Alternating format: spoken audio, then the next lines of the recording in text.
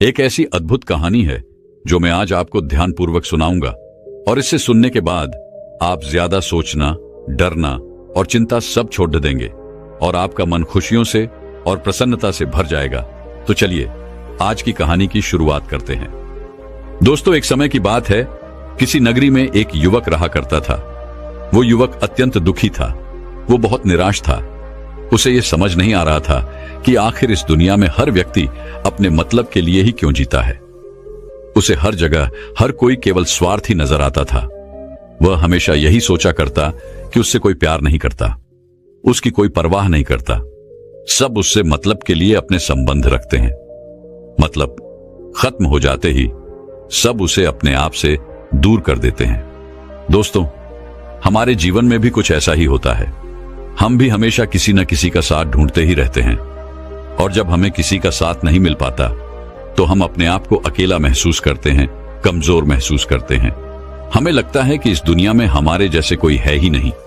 हमें कोई प्यार नहीं करता, हमारी कोई परवाह नहीं करता।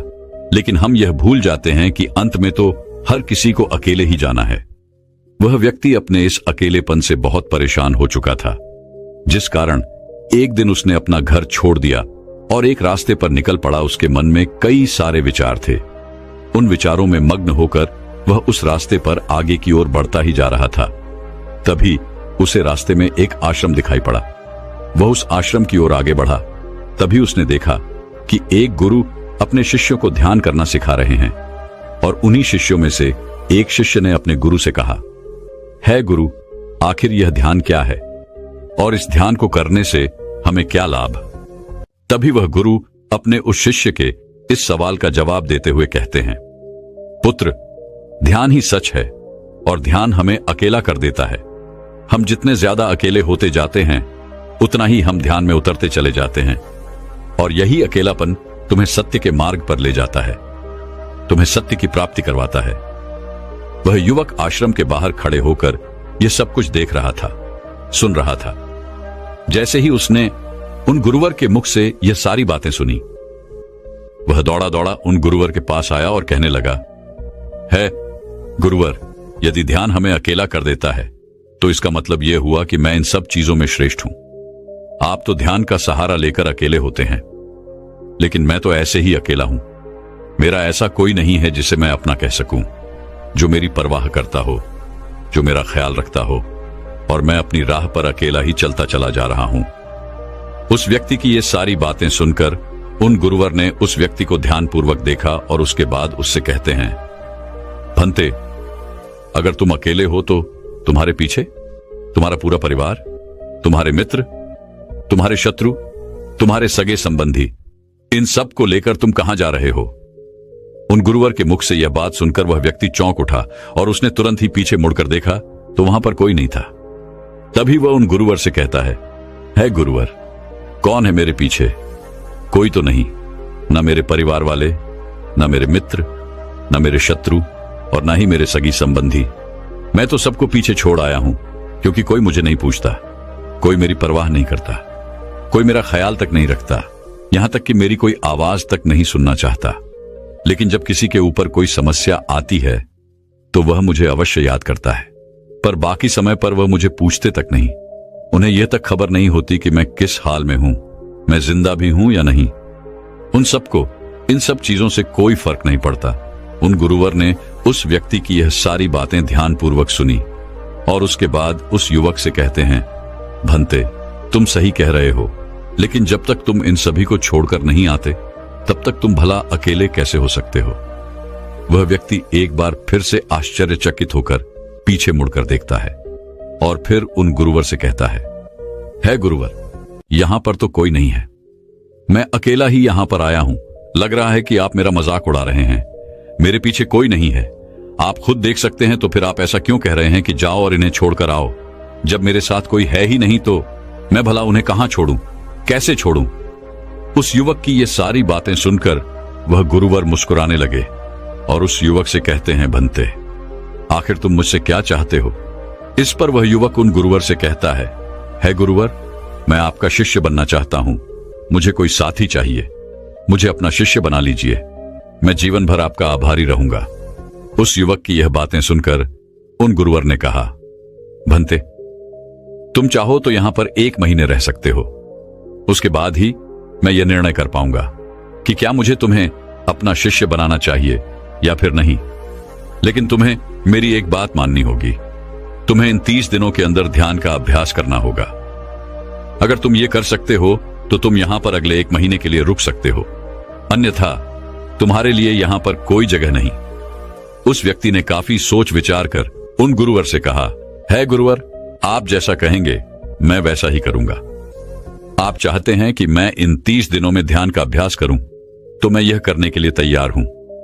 उस व्यक्ति ने उन गुरुवर की बात मान ली और आश्रम में ही रुक गया। अगले दिन सुबह सुबह वह गुरुवर उस व्यक्ति के पास आए और उस व्यक्ति से कहने लगे, भंते, तुम किससे बात कर रहे हो? तुम्हारा ध्यान कहां है? इस पर वह व्यक्ति जवाब देते हुए कहता है गुरुवर, मेरे साथ तो कोई नहीं है, मैं भला किससे बात करूंगा, मैं तो अकेला हूं। तभी वह गुरुवर उस व्यक्ति से कहते हैं, ठीक है, लेकिन अब ध्यान लगाओ, क्योंकि तुमने मुझे वचन दिया था कि इन 30 दिनों में तुम ध्यान का अभ्यास करोगे। उन गुरुवर के कहने पर वो व्यक्ति ध्यान करने बैठ जाता है।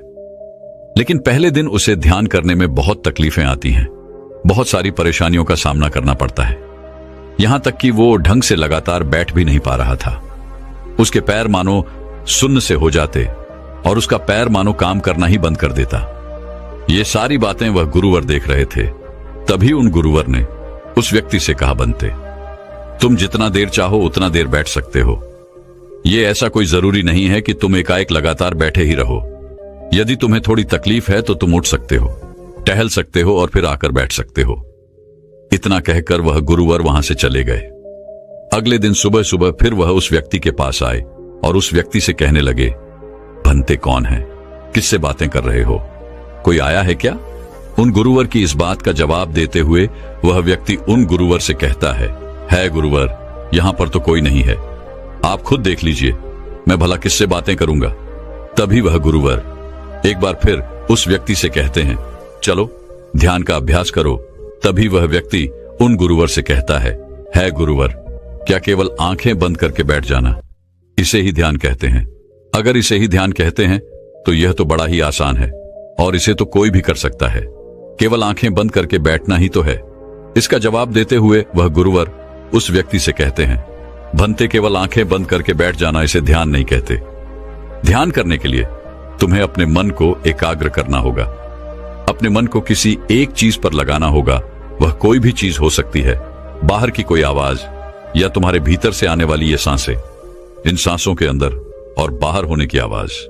तुम ऐसी किसी भी चीज पर ध्यान लगा सकते हो जो लगातार वर्तमान समय में घट रही है, ताकि तुम्हारा पूरा ध्यान उस चीज पर एकाग्र हो और तुम्हारा ध्यान कहीं भी भटके नहीं, जिस कारण तुम उस पर ध्यान लगा पाओगे। और एक बात और याद रखना, जब तुम उस चीज पर ध्यान लगाओगे तो तुम्हारा ध्यान हटना नहीं चाहिए। इतना कहकर वह गुरुवर वहां से चले गए। अगले दिन जब वह सुबह सुबह एक बार फिर उस व्यक्ति से मिलने आए तो उन्होंने एक बार फिर उस व्यक्ति से कहा, भंते, आज कौन आया है? किससे बातें कर रहे हो? बड़ी जोर जोर से आवाज आ रही है।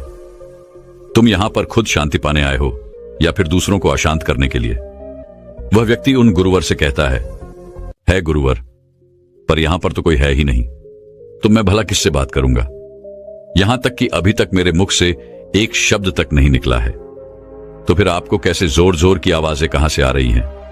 और जब मैंने एक शब्द भी नहीं बोला तो मैं भला दूसरों के लिए अशांति का कारण कैसे बन सकता हूं? तभी वह गुरुवर उस व्यक्ति से कहते हैं, ठीक है, चलो ध्यान का अभ्यास करो। तभी वह व्यक्ति उन गुरुवर से कहता है गुरुवर, मेरा एक प्रश्न है, क्या मैं आपसे पूछ सकता हूं? तभी वह गुरुवर उस व्यक्ति से कहते हैं, पूछो, तुम्हें क्या पूछना है? तभी वह व्यक्ति उन गुरुवर से कहता है गुरुवर, आप कहते हैं किसी भी एक चीज पर ध्यान लगाओ जो वर्तमान समय में घट रही हो, उस पर अपना पूरा ध्यान लगा दो। लेकिन जब मैं अपनी सांसों पर या फिर किसी ऐसी चीज पर ध्यान लगाने का प्रयास करता हूं जो लगातार घट रही है, तो मेरा ध्यान लगातार नहीं रह जाता। मैं पल पल भटकता रहता हूं। कभी मुझे कुछ याद आने लगता है तो कभी मुझे कुछ और याद आने लगता है। वो पुरानी चीजें, वो पुरानी यादें मेरा पीछा नहीं छोड़ती। आपके कल यहां से चले जाने के बाद मैंने ध्यान करने के लिए बहुत प्रयास किया, लेकिन वह पुरानी यादें बार बार मुझे याद आ रही थी, जिस कारण मैं एक चीज पर ध्यान लगा ही नहीं सका। तो अब मुझे क्या करना चाहिए? उस व्यक्ति की यह सारी बातें सुनकर वह गुरु मुस्कुराने लगे और वहां से चले गए। उन गुरुवर की हंसने की वजह उस व्यक्ति को समझ नहीं आई। अगले दिन सुबह सुबह एक बार फिर वह गुरु उस व्यक्ति के पास पहुंचे और कहा, भंते, ये तुम क्या कर रहे हो? इतना आलस, चारों ओर आलस ही आलस फैला हुआ है। अपने पास से आलस को भगाओ, अन्यथा यह तुम पर हावी हो जाएगा और फिर तुम हमेशा इसके अधीन बनकर रहोगे। तभी वह व्यक्ति गुरुवर से कहता है गुरुवर, आप तो रोज एक ही बात कहते हैं कि यहां पर कोई है, लेकिन मुझे तो कोई नजर आता ही नहीं। आप ही बताइए, यहां पर कौन है? तभी वह गुरु वह उस व्यक्ति से कहते हैं, ठीक है, चलो अभ्यास के लिए चलते हैं। तभी वह व्यक्ति उन गुरुवर से कहता है गुरुवर, मेरा एक प्रश्न है, आपकी आज्ञा हो तो मैं आपसे पूछना चाहता हूं। है गुरुवर। उस व्यक्ति से कहते हैं, हां पूछो, क्या प्रश्न है तुम्हारा? तभी वह व्यक्ति उन गुरुवर से कहता है गुरुवर, आपकी कृपा से अब मैं पहले से बेहतर तरीके से ध्यान कर पा रहा हूं, लेकिन अभी भी मुझे एक समस्या आ रही है, और वह यह है कि जब भी मैं अपनी सांसों पर ध्यान देता हूं तो मेरा मन एकाग्र तो होता है और मैं पहले से ज्यादा और अच्छी तरह से ध्यान भी लगा पाता हूं, लेकिन ध्यान लगाते लगाते मुझे नींद आने लगती है और मैं सो जाता हूं। फिर उसके बाद मुझसे ध्यान नहीं हो पाता। उसके बाद केवल बस मुझे नींद ही नींद आती रहती है और मैं ध्यान की तरफ फिर अपने आप को मोड़ नहीं पाता। उस व्यक्ति की यह बात सुनकर वह गुरुवर उस व्यक्ति से कहते हैं, यह तो अच्छी बात है। इतना कहकर वह वहां से चले जाते हैं। 5वें दिन जब सुबह सुबह वह गुरुवर उस व्यक्ति के पास पहुंचते हैं तो वे कहते हैं, भंते, तुमने इतने लोगों को क्यों बुला रखा है? इतने सारे लोग तुम्हें ध्यान नहीं करने देंगे। तुमने इतने सारे लोगों को क्यों बुलाया है? इन्हें यहां से जल्दी भेजो। मुझे ये बिल्कुल नहीं पसंद। तुम तो यहां पर अकेले आए थे जैसा कि तुमने कहा, तो फिर इतने सारे लोगों को तुमने आज क्यों बुला रखा है? इन्हें अभी के अभी वापस छोड़कर आओ। तभी वह व्यक्ति उन गुरुवर के बारे में मन ही मन ये सोचता है कि लगता है गुरुवर पागल हो चुके हैं।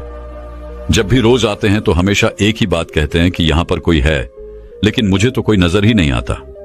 बड़ी विनम्रता से उन गुरुवर से कहा, है गुरुवर, शायद आपकी आंखें जो देख पा रही हैं वह मैं नहीं देख पा रहा हूं। मुझे तो यहां पर कोई नजर नहीं आता। फिर आपको कैसे? यहां पर लोग ही लोग नजर आ रहे हैं। फिर गुरुवर उस व्यक्ति से कहते हैं, अच्छा ठीक है, चलो अब ध्यान का अभ्यास करते हैं।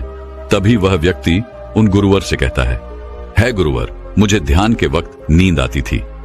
जैसा कि मैंने आपको बताया था, उस पर तो मैंने नियंत्रण पा लिया, लेकिन अब जब भी मैं ध्यान करने बैठता हूं, किसी एक चीज पर अपना ध्यान केंद्रित करता हूं, तो मेरे मन में विचारों का सैलाब होता है। मानो विचारों की बाढ़ सी आ जाती है। इतने विचार तो आंख खोलकर भी मैंने कभी नहीं देखे होंगे, जितने की आंखें बंद करने के बाद मुझे नजर आते हैं। और इन विचारों में कुछ ऐसे विचार भी मेरे मन में आते हैं जिनके बारे में आज तक मैंने सोचा तक नहीं है। मुझे उनके बारे में कुछ भी नहीं पता। ये सब क्यों हो रहा है गुरुदेव? उन गुरुवर ने उस व्यक्ति की यह बात सुनकर उस व्यक्ति से कहा, अच्छा ऐसा हो रहा है। इतना कहकर वह गुरुवर वापस चले गए। अगले दिन सुबह सुबह वह गुरुवर एक डंडा लेकर उस युवक के पास पहुंचे और एक डंडा जड़ते हुए उस युवक से कहते हैं, मैंने तुम्हें पहले ही कहा है, इतने सारे लोग मुझे पसंद नहीं, तुम्हें इन्हें छोड़कर आना होगा।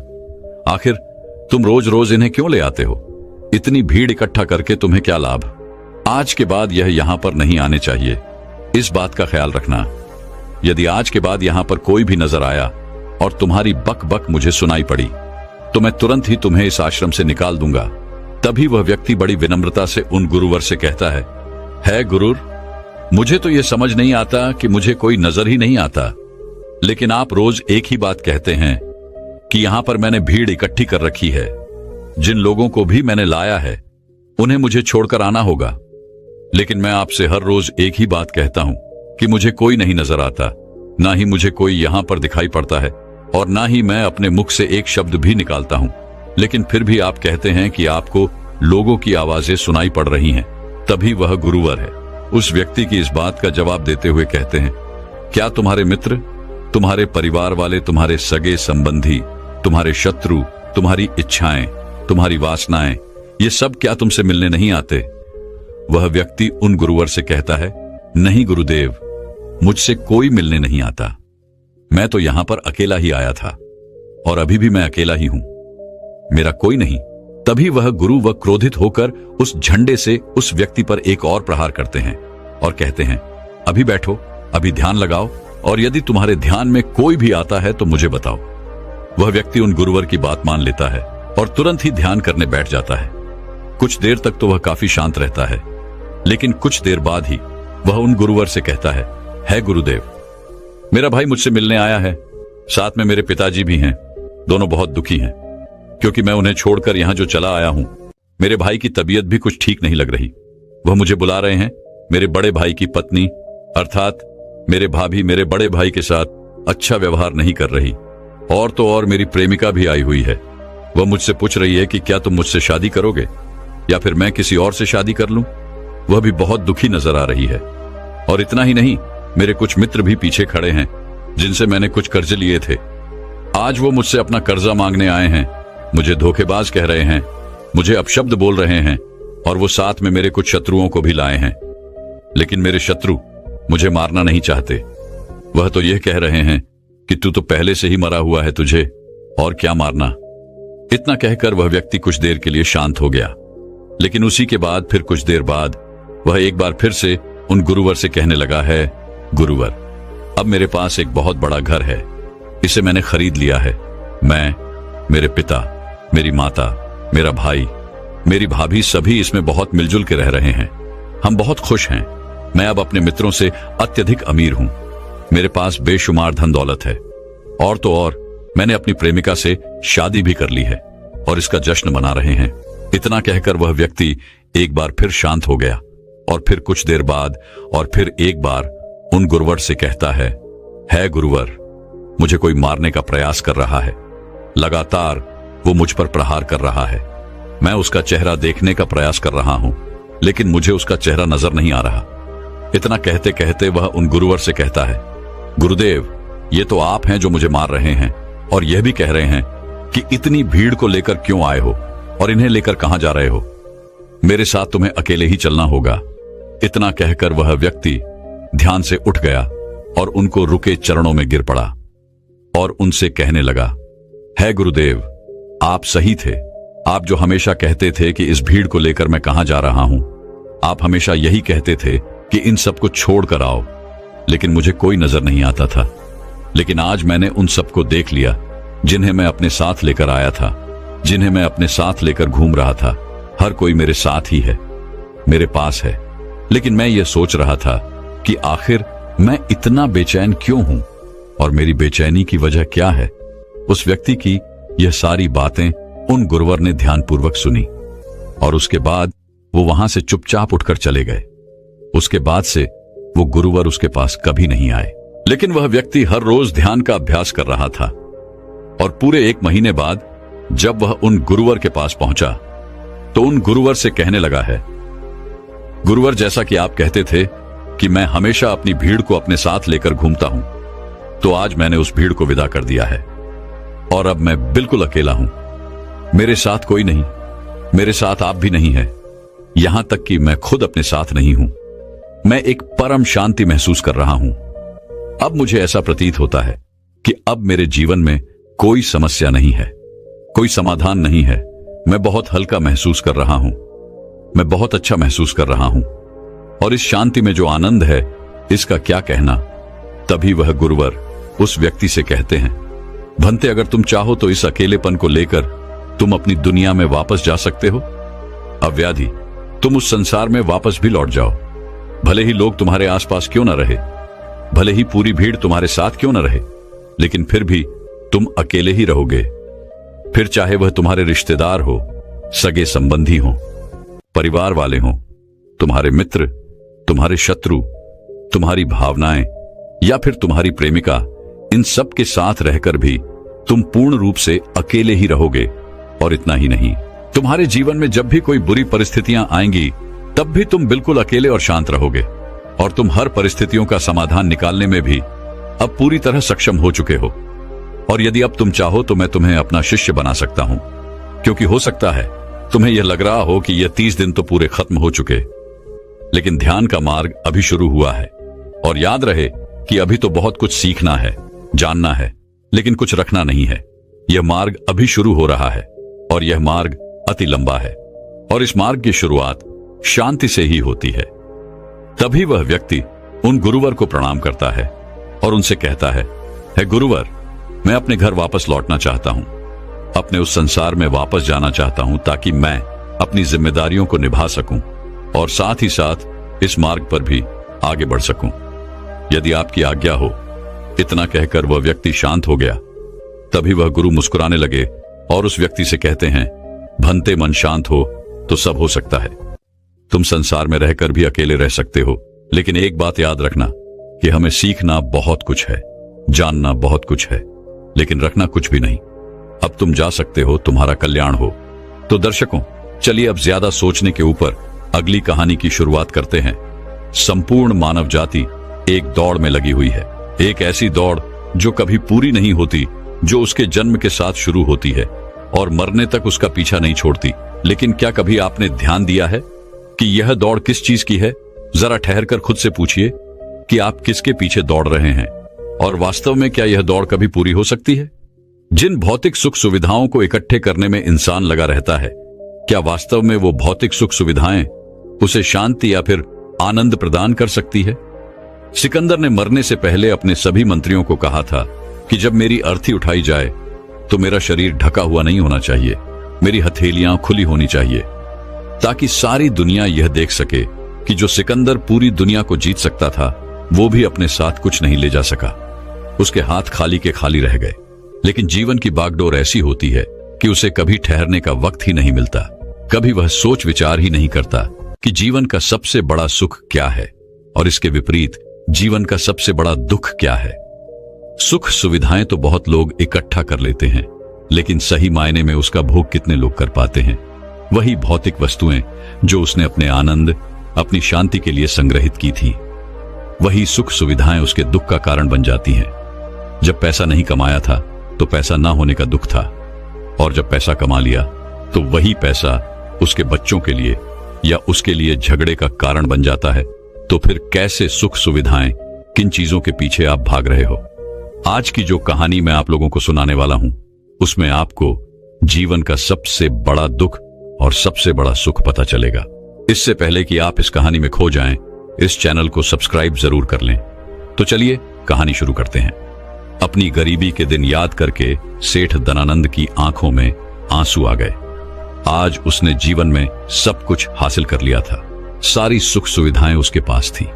घर में नौकर चाकर थे, हजारों लोग उसके नीचे काम करते थे, जो उसकी एक आवाज पर उसके पास खड़े होते थे। लेकिन फिर भी आज सब कुछ हासिल कर लेने के बाद भी वो दुनिया में अपने आप को सबसे गरीब आदमी समझ रहा था। आखिरकार अपनी गरीबी के दिन याद करके उसकी आंखों में आंसू आ गए।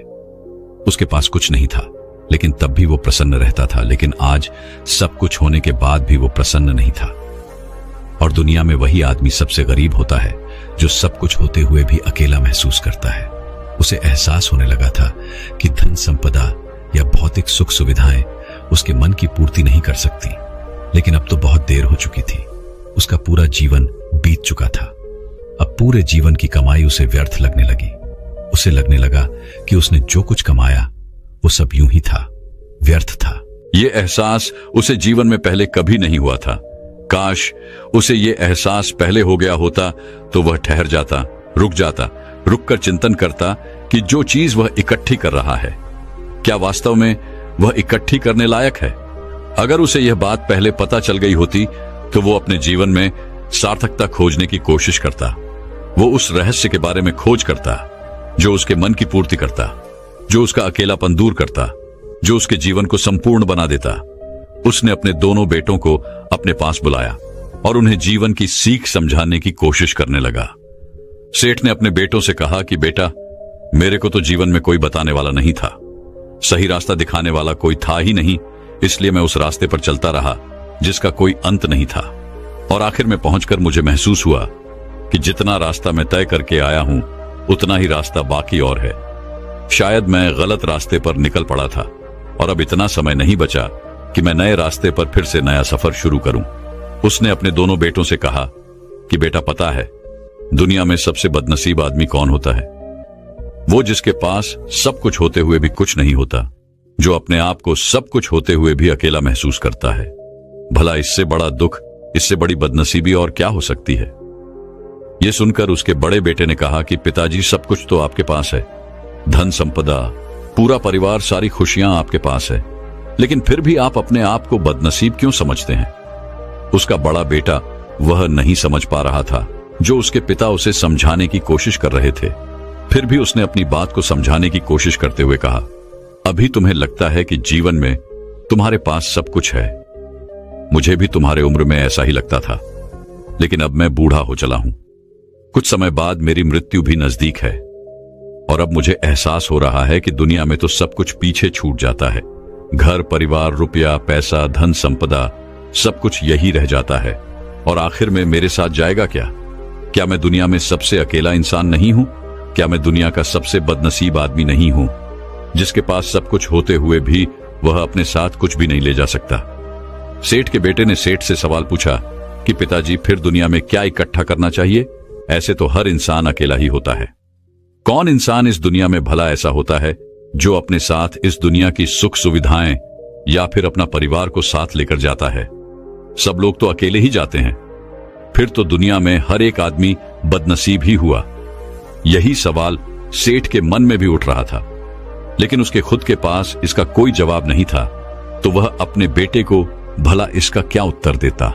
इसीलिए उसने अपने बेटे से कहा कि बेटा, मैं खुद इस सवाल का जवाब तलाश रहा हूं। अगर एक आदमी के पास सब कुछ होते हुए भी वह अकेला है, उन भौतिक सुख सुविधाओं का वह भोग नहीं कर पा रहा है, तो वह सबसे बड़ा दुख हुआ। मैं मानता हूं दुनिया का सबसे बड़ा दुख यही है कि आपके पास सब कुछ होते हुए भी आप अकेलापन महसूस करो। लेकिन इसके विपरीत दुनिया का सबसे बड़ा सुख क्या हो सकता है? इस सवाल का जवाब तो मेरे बेटे मुझे भी नहीं पता। इसीलिए मैं यह चाहता हूं कि मेरे मरने से पहले जिस सवाल का जवाब मुझे नहीं मिला, वह जवाब तुम अपने जीवन में ढूंढो। और यकीन मानो, अगर तुमने अपने जीवन में इस सवाल का जवाब ढूंढ लिया तो तुम दुनिया के सबसे सुखी इंसान कहलाओगे। यह कहानी सुनाकर गुरु ने अपने शिष्यों से सवाल पूछा कि दुनिया में सबसे बड़ा सुख क्या होता है? सभी शिष्य ध्यानपूर्वक अपने गुरु की यह कहानी सुन रहे थे। संध्या का समय था। धीमी धीमी हवा चल रही थी, जिससे कि पेड़ की पत्तियां हिल रही थीं। आसमान में पक्षी सहचा रहे थे। सूर्य अस्त होने को आया था और सभी शिष्य अपने गुरु से इस सवाल का जवाब जानना चाहते थे। लेकिन इससे पहले ही गुरु ने अपने शिष्यों से सवाल पूछ लिया। इसका उत्तर देते हुए एक शिष्य ने कहा कि गुरुदेव, दुनिया में सबसे सुखी इंसान वही है जिसका शरीर सुखी है। अगर आपके शरीर में बीमारियां हैं तो आपके पास कितनी भी भौतिक सुख सुविधाएं हों, आपके लिए वो व्यर्थ है। और इसके विपरीत अगर आपका शरीर सुखी है, अगर आपका शरीर स्वस्थ है, तो चाहे आपके पास कुछ भी नहीं हो, लेकिन उसके बावजूद आप अपने जीवन में सुखी रहोगे। इसीलिए संसार का सबसे बड़ा धन हमारा शरीर होता है। यह सुनकर दूसरे शिष्य ने उसका विरोध करते हुए कहा कि गुरुदेव, दुनिया में बहुत से लोग ऐसे हैं जिनका शरीर एकदम स्वस्थ है, लेकिन बावजूद इसके वो अपने जीवन में सुखी नहीं है। मैं मानता हूं कि जीवन में सबसे ज्यादा सुखी वही इंसान है जिसका मन सुखी है। गुरु ने अपने इस शिष्य से सवाल किया कि अच्छा ये बताओ कि मन को सुखी किस प्रकार किया जा सकता है। इसका जवाब देते हुए उस शिष्य ने कहा कि गुरुदेव, मन कभी भी संतुष्ट नहीं होता है। अगर हम किसी प्रकार मन को संतुष्ट करना सीख लें तो फिर हम किसी भी परिस्थिति में आनंद और शांति से रह सकते हैं। लेकिन समस्या यही होती है कि मन का भला कभी होता ही नहीं है। मन को चाहे कितना भी खिला दो, लेकिन उसकी भूख कभी पूरी नहीं होती। चाहे उसको कितना ही धन दे दो, लेकिन बावजूद इसके इसका लालच बढ़ता ही जाता है। अब गुरु ने सभी शिष्यों को समझाना शुरू किया। गुरु ने कहा कि अज्ञानतावश मनुष्य कभी यह समझ नहीं पाता कि उसका मन हमेशा से खाली था, लेकिन व्यर्थ की चिंताएं, व्यर्थ के लक्ष्य अपने जीवन में बनाकर उसने अपने मन को बांध लिया। जिस मन की प्रवृत्ति हमेशा खाली रहने की थी, उसने उस मन को कूड़े कचरे से भर लिया। इसीलिए वह मन जो बचपन में हमेशा खाली रहता था, हर चीज में, हर खेल में आनंद ढूंढ लेता था, अकेले में भी आनंद पूर्वक, शांति पूर्वक रहता था, अब वही मन सब कुछ मिल जाने के बाद भी हमेशा दुखी रहता है। लेकिन अगर इंसान सिर्फ वर्तमान में रहना सीख ले, सिर्फ इतना सा होश प्रकट कर ले कि उसे हमेशा वर्तमान में रहना है, ना तो भविष्य की कल्पनाओं में, ना अतीत की यादों में, सिर्फ वर्तमान में, सिर्फ इस एक सूत्र से वो अपने पूरे जीवन को बदल सकता है। वर्तमान में रहकर सभी सूक्ष्म सुविधाओं का भोग करना, पूर्ण होश के साथ, पूर्ण आनंद के साथ हर एक चीज का भोग करना, सिर्फ यही जीवन को सुखी बना सकता है। हम हर चीज को, हर काम को, हर रिश्ते को आधे अधूरे मन से निभाते हैं। जैसे कि खाना खाते समय हमारा दिमाग कहीं रहता है, हमारा शरीर कहीं रहता है, और इसीलिए जब शरीर और मन में दूरी पैदा होती है तो उससे तनाव पैदा होता है। अगर आपका शरीर और आपका मन और मस्तिष्क सभी एक जगह पर संगठित होना सीख लें, तो फिर आप अपने जीवन में उस शांति, उस आनंद का एहसास कर पाएंगे जो बड़े बड़े योगी पहाड़ों में तपस्या करके प्राप्त करते हैं। लेकिन इसके लिए जीवन में ज्ञान के प्रकाश का उदय होना बहुत आवश्यक है, क्योंकि अज्ञानता में आप अपने मन को कभी नहीं समझ पाएंगे। मन को समझना इस दुनिया का सबसे कठिन कार्य होता है। अगर आप अपने मन को जबरदस्ती वर्तमान में खींच कर लाने की कोशिश करेंगे तो आप बहुत जल्दी परेशान हो जाएंगे। ये कार्य बड़े धीरे धीरे, बड़ी निष्ठा और प्रेम के साथ किया जाता है, बड़े संयम के साथ किया जाता है। अगर आप इसको जबरदस्ती करने की कोशिश करेंगे तो आप तनाव में आ जाएंगे, आप बहुत जल्दी हार मान लेंगे। इसलिए कदम कदम पर आगे बढ़ा जाए तब मंजिल सामने ही है। और यह कहकर गुरु ने सभी शिष्यों से कहा कि अब हम ध्यान करेंगे। ध्यान करने से मनुष्य का मन, उसका मस्तिष्क वर्तमान में स्थापित होना सीख जाता है। धीरे धीरे प्रतिदिन ध्यान का अभ्यास करने से वह उस आनंद और शांति का अनुभव कर पाता है जो सांसारिक वस्तुओं में कहीं नहीं मिलता, जो किसी भौतिक सुख सुविधा में नहीं मिलता। और इसके बाद सभी शिष्य अपने गुरु के साथ ध्यान में लीन हो गए। दोस्तों, मैं उम्मीद करता हूं कि यह कहानी सुनने से आपके जीवन में अच्छे बदलाव आए होंगे। आपको इस वीडियो से क्या सीखने मिला ये कमेंट करके जरूर बताएं, और अपने परिवार, दोस्तों या आपके करीबी इंसान के साथ ये कहानी शेयर करके उन्हें भी इस ज्ञान से परिचित करवाएं। बाकी अगर आपको ये वीडियो दिल से अच्छी लगी हो तभी इस वीडियो को लाइक कर देना, और आपने अब तक इस चैनल को सब्सक्राइब न किया हो तो चैनल को सब्सक्राइब भी जरूर कर देना। आपका हर दिन शुभ हो और खुशियों से आपका जीवन भरा रहे। धन्यवाद। नमो बुद्धाय।